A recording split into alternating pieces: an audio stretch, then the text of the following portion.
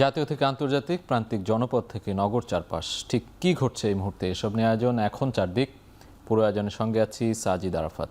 বিজয়ী সংসদ সদস্যদের শপথ অনুষ্ঠান আগামী মঙ্গলবার সকাল 10টায় অনুষ্ঠিত হবে, আর বিকেল 4টায় শপথ পড়ানো হবে নতুন মন্ত্রিসভার সদস্যদের। শপথ অনুষ্ঠানে 13টি দেশের সরকার ও রাষ্ট্রপ্রধানদের আমন্ত্রণ জানানো হয়েছে বলে জানিয়েছেন বিদায়ী আইন উপদেষ্টা আসিফ নজরুল। দুপুরে সচিবালয়ে সাংবাদিকদের প্রশ্নের জবাবে তিনি একথা বলেন। মঙ্গলবার দিন সকাল 10টার সময় সংসদ সদস্যদের শপথ হচ্ছে। বিএনপি থেকে আমাদের জানানো হয়েছে যে ওনারা ওইখানে বসেই ওই শপথের পরপরই ওনাদের সংসদীয় দলের যে প্রধান তাকে নির্বাচিত করবেন, হয়তো 11:30-12টার দিকে। আর বিকাল 4টায় সাউথ প্লাজাতে শপথ অনুষ্ঠান হবে মন্ত্রিসভার। সেটা আমি এখন পর্যন্ত যতটুকু জানি সেটা রাষ্ট্রপতির করার কথা উনি করবেন। নতুন সরকার শপথ নেওয়া পর্যন্ত অন্তর্বর্তী সরকারের উপদেষ্টারা দায়িত্ব পালন করবেন বলে জানিয়েছেন তথ্য ও পরিবেশ উপদেষ্টা সৈয়দা রেজওয়ানা হাসান। দুপুরে সচিবালয়ে সাংবাদিকদের তিনি একথা বলেন। পরিবেশ উপদেষ্টা বলেন, সংসদ সদস্যদের শপথ অনুষ্ঠানে কোনো উপদেষ্টা থাকবেন না, তবে মন্ত্রীদের শপথ অনুষ্ঠানে উপদেষ্টারা উপস্থিত থাকবেন। নতুন সরকারের শপথের আগ পর্যন্ত উপদেষ্টারা সরকারি দায়িত্ব পালন করবেন। নির্বাচিত রাজনৈতিক দলের চাওয়াতেই শপথ অনুষ্ঠান বঙ্গভবনের বদলে সংসদ ভবনের দক্ষিণ প্লাজায় আয়োজন করা হচ্ছে বলেও জানান সৈয়দা রেজওয়ানা হাসান। শপথ গ্রহণটা হবে সকালে সংসদ সদস্যদের, সেখানে আমরা উপদেষ্টারা কেউ থাকবো না, এটা নিয়মও নেই। বিকেল 4টায় যখন মন্ত্রী পরিষদের শপথটা হবে সেখানে আমরা সকলেই যাব। আনুষ্ঠানিক যে বক্তব্য সেটা হচ্ছে 7টি সার্ক দেশ থেকেই প্রতিনিধিত্বের জন্য আমন্ত্রণ পাঠানো হয়েছে। এর বাইরে আর কোনো কিছু আমাদের সরকারি পর্যায়ে জানা নেই। আইনসভার সদস্যদের বরণে জাতীয় সংসদ ভবনের দক্ষিণ প্লাজায় ধোয়া মোছার কাজে ব্যস্ত পরিচ্ছন্নতা কর্মীরা। পরিদর্শন করেছেন বিএনপির প্রতিনিধি দল। 2/3 সংখ্যাগরিষ্ঠতা পাওয়া বিএনপির প্রতিনিধি দল দুপুরে সংসদ ভবন এলাকা পরিদর্শন করেন। শপথ অনুষ্ঠানের সার্বিক প্রস্তুতি সম্পর্কে খোঁজ নেন তারা। 17 ফেব্রুয়ারি সকালে জাতীয় সংসদ ভবনের শপথ কক্ষে শপথ নেবেন আইনসভার 297 সদস্য। তাদের শপথ পড়াতে পারেন প্রধান নির্বাচন কমিশনার। ওই দিন বিকেল 4টায় শপথ নেবেন নতুন মন্ত্রিসভার সদস্যরা।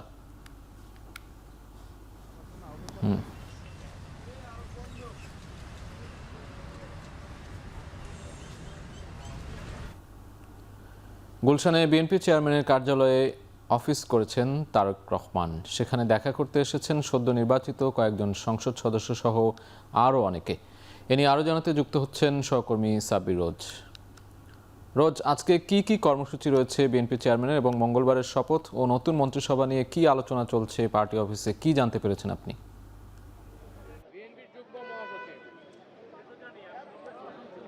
সাজিদ, আজ মূলত বিএনপি চেয়ারম্যানের এর পরবর্তীতে কর্মসূচি রয়েছে সেটি হচ্ছে যে এনসিপির আহ্বায়ক নাহিদ ইসলামের বাসায় যাবেন তিনি, এবং তার সাথে সৌজন্য সাক্ষাৎ। এর পরবর্তীতে তিনি যাবেন বাংলাদেশ জামায়াতে ইসলামের আমির ডাক্তার শফিকুর রহমানের সাথে সৌজন্য সাক্ষাতের যে কর্মসূচি, সেই কর্মসূচিটি মূলত এর পরবর্তী বিএনপি চেয়ারম্যানের কর্মসূচি। তো আমরা আজ লক্ষ্য করেছি যে প্রতিদিনের মতোই তিনি এই গুলশান চেয়ারম্যান কার্যালয়ে এসে অফিস করছেন। তিনি দুপুর 12:30 নাগাদ এই অফিসে আসেন, এবং এর পরবর্তীতে আমরা দেখেছি যে দলের মহাসচিব মির্জা ফখরুল ইসলাম আলমগীর এবং স্থায়ী কমিটির সদস্য নজরুল ইসলাম খান এই অফিসেই ছিলেন, এবং তাদের পাশাপাশি সারা দেশের নবনির্বাচিত যে এমপিরা তাদের একাংশ এবং ক্রমান্বয়ে তারা আসছেন, এবং ফুলেল শুভেচ্ছার যে ব্যাপারগুলো সেই বিষয়গুলো কিন্তু তারা এই কার্যক্রমের মধ্যে অন্তর্ভুক্ত ছিল। এবং এর পাশাপাশি আমরা তাদের সাথে কথা বলে যেটি জানতে পেরেছি যে তারেক রহমান মূলত সাংগঠনিক কার্যক্রম বা সরকার গঠন করলে কী ধরনের কার্যক্রম হবে এই শুভেচ্ছার পাশাপাশি তাদেরকে নানা ধরনের দিক নির্দেশনা দিয়েছেন। এবং আমরা দেখেছি কিছুক্ষণ আগে বিএনপির আরেক স্থায়ী কমিটির সদস্য সালাউদ্দিন আহমেদ তিনি প্রবেশ করেছেন, এবং যেহেতু 17 তারিখে নবনির্বাচিত সংসদ সদস্যদের শপথ অনুষ্ঠান রয়েছে, এবং এর পরবর্তীতেই বিকালে রয়েছে মন্ত্রিপরিষদের শপথ অনুষ্ঠান, এবং সেই ঘিরে নানা ধরনের কিন্তু গুঞ্জন রয়েছে বিএনপির এই মন্ত্রিপরিষদে কারা আসছেন। তো সেই আলোচনায় মূলত আজ চলছে যে আসলে কে বা কারা হতে যাচ্ছেন আসলে দেশের নীতি নির্ধারক। তো সেই জায়গা থেকে আসলে বলাই যায় যে বা আমরা যেটি জানতে পেরেছি যে তরুণ এবং প্রবীণের সমন্বয়ে মূলত বিএনপির এবার এই মন্ত্রিসভা গঠিত হবে এবং সেখানে বলা হয়েছে যে 40 থেকে 45 জন সদস্যের একটি মন্ত্রিসভা বিএনপি গঠন করতে যাচ্ছে। এবং এর পাশাপাশি কিন্তু জুলাই সনদ অনুযায়ী উচ্চকক্ষের যে বিষয়টি রয়েছে, উচ্চকক্ষের বিষয়েও কিন্তু ব্যাপক একটি আলোচনা রয়েছে এবং সেই বিষয়গুলোকে গুরুত্ব দিয়েই কিন্তু বিএনপি চেয়ারম্যান এই নিরঙ্কুশ সংখ্যাগরিষ্ঠতার পরবর্তীতে যে চতুর্থবারের মতো সরকার গঠন করতে যাচ্ছে আমাদের জাতীয়তাবাদী দল, সেই সব কিছু মিলিয়েই মূলত তিনি কিন্তু এই নির্বাচন পরবর্তী সময়ে আলোচনা চলমান রেখেছেন।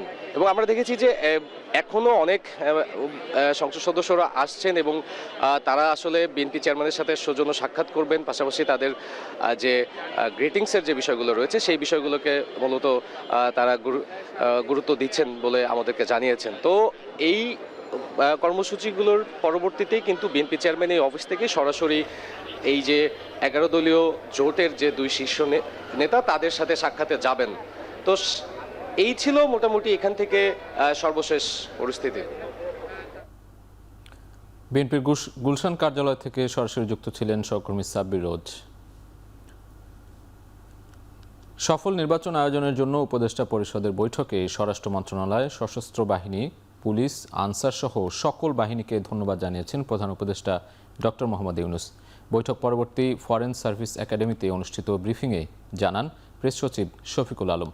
তিনি বলেন, গুমের শিকার ও জুলাই অভ্যুত্থানের নেতারা থাকায় এই নির্বাচনের মাধ্যমে ইতিহাসের সেরা বিরোধী দল গঠিত হয়েছে। ভোট গ্রহণকালে প্রধান উপদেষ্টা পুলিশ সদর দপ্তরে বসে বডি ওর্ন ক্যামেরা প্রযুক্তির মাধ্যমে 17টি কেন্দ্রে কথা বলেছেন বলেও জানান প্রেস সচিব। চিফ অ্যাডভাইজার যে শব্দটা বলেছেন যে এটা একটা মহা সাফল্য, এটা বাংলাদেশের মানে এর চেয়ে সুন্দর ইলেকশন মানে এর চেয়ে ভালো ইলেকশন বাংলাদেশে হয়েছে কিনা এটা সন্দেহ। এছাড়া হোম মিনিস্ট্রি যতগুলো প্রতিষ্ঠান আছে, ল এনফোর্সিং এজেন্সি আছে, পুলিশ, বিজিবি, কোস্টগার্ড, আনসার, সবাইকে ধন্যবাদ দেওয়া হয়েছে। ইসি থেকে তড়িঘড়ি করে ভোটের গেজেট দেয়া হয়েছে। এতে অনেকগুলো অভিযোগ ইসি আমলে না নিয়েই মধ্যরাতে গেজেট দিয়ে দেয় বলে অভিযোগ করেছেন 11 দলীয় ঐক্যজোটের নেতারা।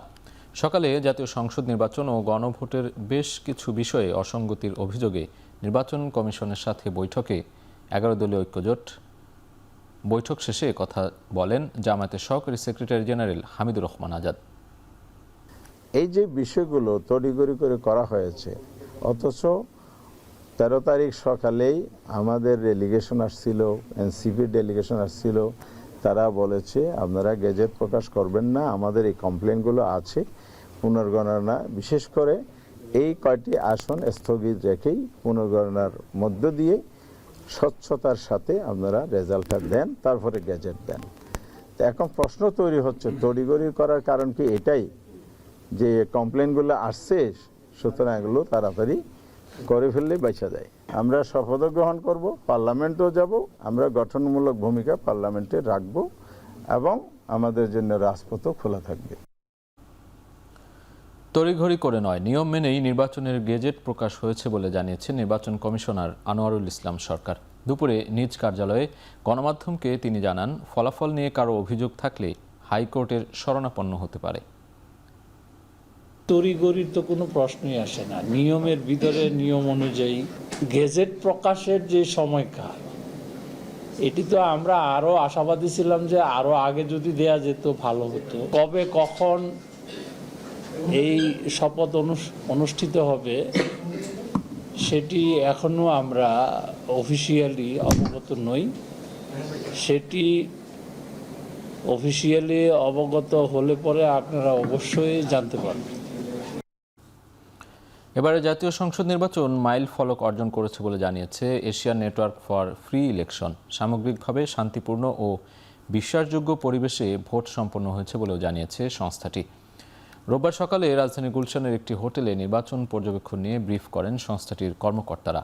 এ সময় রাজনৈতিক দলগুলোর প্রতি নির্বাচনী প্রচারণার খরচের পূর্ণাঙ্গ বিবরণী প্রকাশের পরামর্শ দেন এশিয়ান নেটওয়ার্ক ফর ফ্রি ইলেকশনের চেয়ারপারসন, যাতে জবাবদিহিতা ও স্বচ্ছতা আরও জোরদার হয়। তরুণ ও নারী ভোটারদের সক্রিয় ও অর্থবহ অংশগ্রহণ নিশ্চিত করা রাজনৈতিক দলগুলোর দায়িত্ব বলে উল্লেখ করেন তিনি।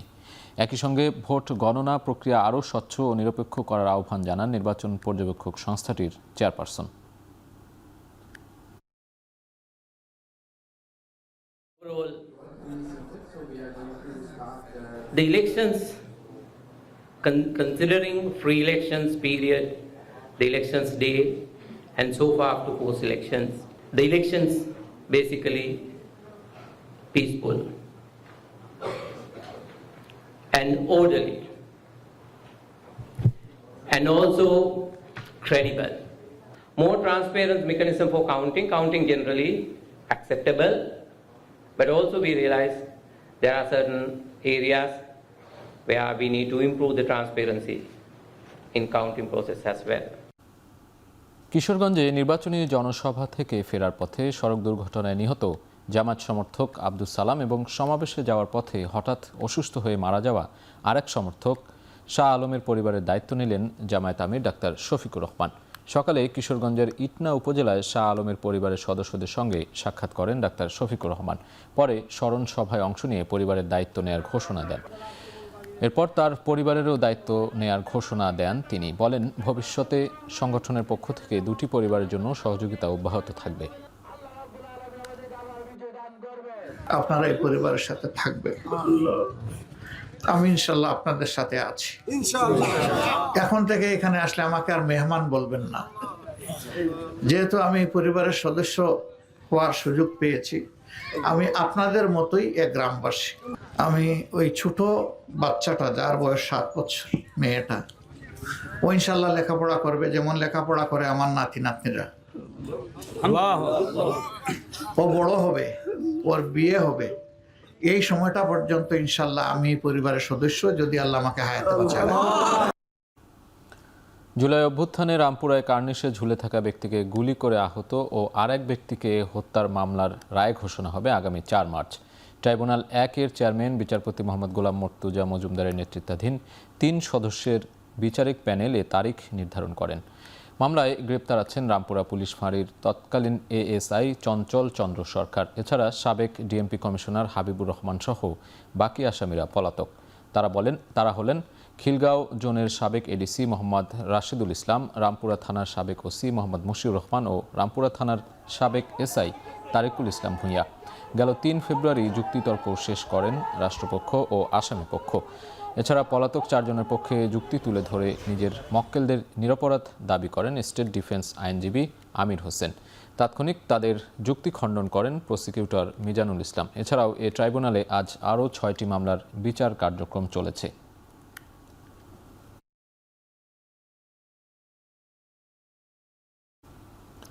পুরো রমজান মাসে সরকারি বেসরকারি নিম্ন মাধ্যমিক ও মাধ্যমিক স্কুল বন্ধ রাখতে নির্দেশ দিয়েছেন হাইকোর্ট। রোববার বিচারপতি ফাহমিদা ও বিচারপতি মোহাম্মদ আসিফ হাসানের হাইকোর্ট বেঞ্চ এ আদেশ দেন। এর আগে রোজার মাসে স্কুল বন্ধ রাখার নির্দেশনা চেয়ে হাইকোর্টে রিট দায়ের করা হয়। গেল 5 জানুয়ারি রমজানে স্কুল বন্ধ রাখতে সরকারকে আইনি নোটিশ দেন সুপ্রিম কোর্টের ওই আইনজীবী। নোটিশে বলা হয়, বাংলাদেশের 98% নাগরিক মুসলমান। বাংলাদেশ স্বাধীনতার পর থেকেই রমজান মাসে শিক্ষা প্রতিষ্ঠান বন্ধ থাকে। এটি আইন, প্রথা ও নীতি এবং ওইভাবে সব শিক্ষা প্রতিষ্ঠান রমজান মাসে বন্ধ থাকে। নোটিশে আরও বলা হয়, কোমলমতি শিশু কিশোরদের যাতায়াত ও ক্লাস করে ক্লান্ত হয়ে রোজা থাকতে কষ্ট হয়, যা ধর্মীয় আচার চর্চার অন্তরায়। এছাড়া রমজান মাসে স্কুল চালু রাখলে শহরগুলোতে তীব্র যানজটের সৃষ্টি হয়। নোটিশের জবাব না পাওয়ায় এ রিট দায়ের করা হয়।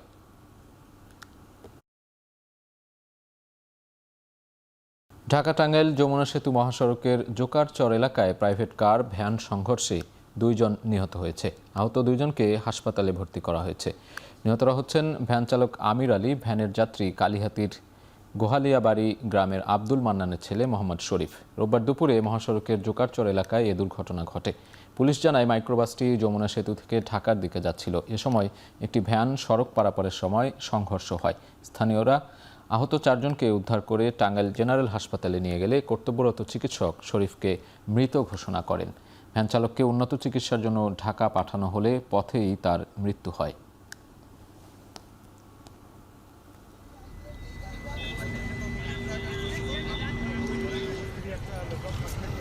পাকিস্তানের সাবেক প্রধানমন্ত্রী ও কারাবন্দী পিটিআই নেতা ইমরান খানের শারীরিক অবস্থার অবনতির খবর পাওয়া গেছে। এমন পরিস্থিতিতে সমর্থকদের বিক্ষোভ ও সাবেক ক্রিকেটারদের দাবির মুখে ইমরান খানকে হাসপাতালে নেওয়ার সিদ্ধান্ত নিয়েছে শেহবাজ শরীফ প্রশাসন।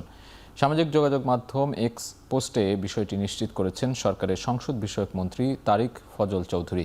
তিনি জানান, চোখের চিকিৎসার পাশাপাশি ইমরানের যাবতীয় স্বাস্থ্য পরীক্ষা করা হবে। এর জন্য গঠন করা হবে মেডিকেল বোর্ডও। স্বাস্থ্যের মতো সংবেদনশীল বিষয়ে কোনো রাজনীতি করা উচিত নয় বলে মন্তব্য করেন তিনি। এদিকে তোষাখানা 2 মামলায় দেয়া সাজা স্থগিত এবং চিকিৎসা ও মানবিক কারণ দেখিয়ে ইসলামাবাদ হাইকোর্টে জামিন আবেদন করেছেন ইমরান খানের আইনজীবী। গত বছরের ডিসেম্বরে একটি বিশেষ আদালত তোষাখানা 2 মামলায় ইমরান খান ও তার স্ত্রী বুশরা বিবিকে 17 বছর কারাদণ্ড দেন।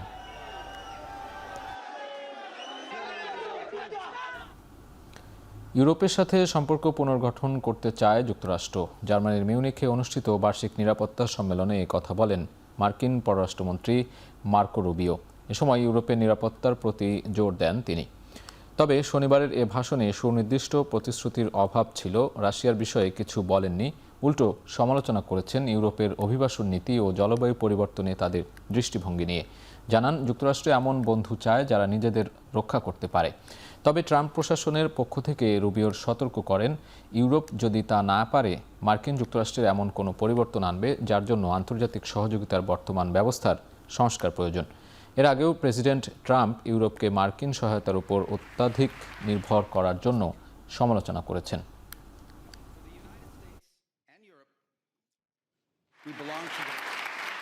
We want to do a Europe that is proud of its heritage and of its history. ইরানের সাথে আর কোনো আলোচনা সম্ভব নয় বলে মন্তব্য করেছেন মার্কিন সিনেটর লিন্ডসে গ্রাহাম। মিউনিখে চলমান 62তম বিশ্ব নিরাপত্তা সম্মেলনে কথা বলেন তিনি। ইরানের সরকার পতনের সিদ্ধান্ত থেকে এখন পিছিয়ে গেলে তা সবচেয়ে বড় ভুল হবে বলেও মন্তব্য করেন গ্রাহাম। এছাড়া তেহরানকে আর সময় দেওয়া উচিত হবে না বলে মন্তব্য করেছেন ইউক্রেনের প্রেসিডেন্ট ভলোদিমির জেলেনস্কিও। এরই মধ্যে ইরানে সপ্তাহব্যাপী অভিযান চালানোর জন্য মার্কিন সেনাবাহিনী প্রস্তুত হচ্ছে বলে প্রতিবেদন প্রকাশ করেছে রয়টার্স। পাল্টা জবাব দিতে হাজার হাজার মিসাইল নিয়ে প্রস্তুত বলে আগে থেকেই হুঁশিয়ার করে রেখেছে তেহরানও। তবে ইরানের বিরোধী দলীয় নেতা ও নির্বাসিত যুবরাজ রেজা পাহলভি মনে করছেন, খামেনি শাসন ব্যবস্থা এখন পতনের দ্বার প্রান্তে।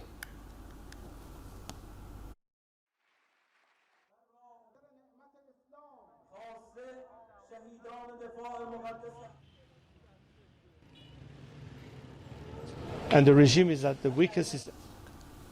কানাডায় ইরানের বর্তমান সরকারের বিরুদ্ধে বিক্ষোভ অনুষ্ঠিত হয়েছে।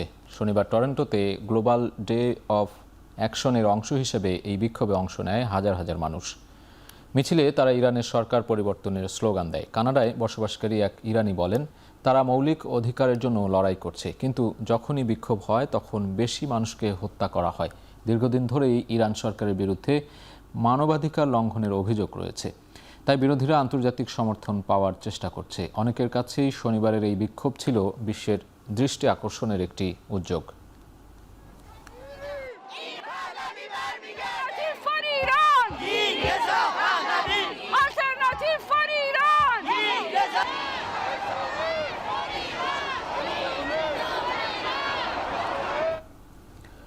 গ্রিনল্যান্ড দখলে ট্রাম্পের চাপ সম্পূর্ণ অগ্রহণযোগ্য বলে মন্তব্য করেছেন ডেনমার্কের প্রধানমন্ত্রী মেটে ফ্রেডেরিকসেন। এছাড়া আর্কটিক অঞ্চলটি বিক্রির জন্য নয় বলেও মিউনিখের নিরাপত্তা সম্মেলনে যোগ দিয়ে ফের জানান তিনি। এ সময় ফ্রেডেরিকসেন উদ্বেগ প্রকাশ করে বলেন, গ্রিনল্যান্ডের মানুষ প্রত্যাখ্যান করলেও অঞ্চলটি দখলে কূটকৌশল অব্যাহত রেখেছেন মার্কিন প্রেসিডেন্ট। এদিকে একই সামিটে যোগ দিয়ে গ্রিনল্যান্ডের প্রধানমন্ত্রী যুক্তরাষ্ট্রের ডেনমার্কের স্বায়ত্তশাসিত অঞ্চলটি দখলের পরিকল্পনাকে জঘন্য বলে উল্লেখ করেন। তবে চলমান উত্তেজনা কমাতে সংলাপের পথ খোলা আছে বলেও জানান তিনি। এছাড়া সম্মেলনে গ্রিনল্যান্ডের স্বাধীনতা সার্বভৌমত্ব অক্ষুণ্ণ রাখার লড়াইয়ে পাশে থাকার প্রতিশ্রুতি দিয়েছে কানাডা ও জার্মানি।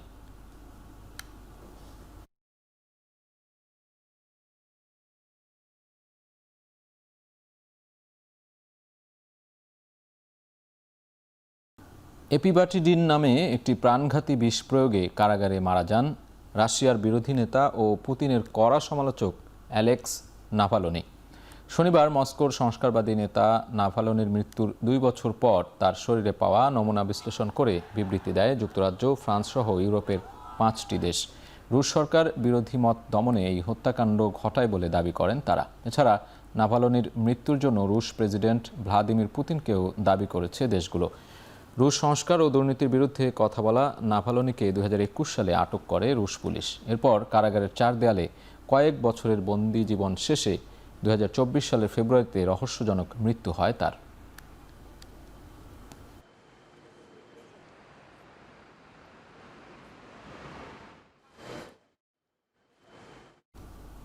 তীব্র বন্যার কবলে ফ্রান্সের দক্ষিণ পশ্চিমাঞ্চল। সর্বোচ্চ আবহাওয়া সতর্কতা জারি করা হয়েছে লোট-এট গারেনো ও জিরন্ডে অঞ্চলে। বন্যার পানি বাড়তে থাকায় আগামী শনিবার পর্যন্ত জারি থাকবে সতর্কতা। গেল শুক্রবার আঘাত হানা প্রাণঘাতী নিলস ঝড়ের প্রভাবে এ পরিস্থিতি এই অঞ্চলটিতে। ঝড়ে প্রাণ যায় অন্তত 3 জনের। ঝড়ো আবহাওয়ায় বিদ্যুৎ সংযোগ বিচ্ছিন্ন হয়ে পড়ে 9 লাখ গ্রাহক। যদিও এর মধ্যে 4 লাখের বেশি বাড়িতে বিদ্যুৎ পুনঃস্থাপিত হয়েছে। অন্যদিকে ইউরোপের আরেক দেশ পোল্যান্ডের হিমাঙ্কের নিচে তাপমাত্রা দীর্ঘায়িত হওয়ায় বরফে জমে রয়েছে হেল উপদ্বীপ অঞ্চল। অবশ্য শীতের তীব্র দাপটও দর্শনার্থীদের বিরত রাখতে পারছে না। তুষার শুভ্র সমুদ্র সৈকতগুলোতে হেঁটে বেড়াচ্ছে মানুষ, অংশ নিচ্ছে শীতকালীন নানা খেলাধুলায়।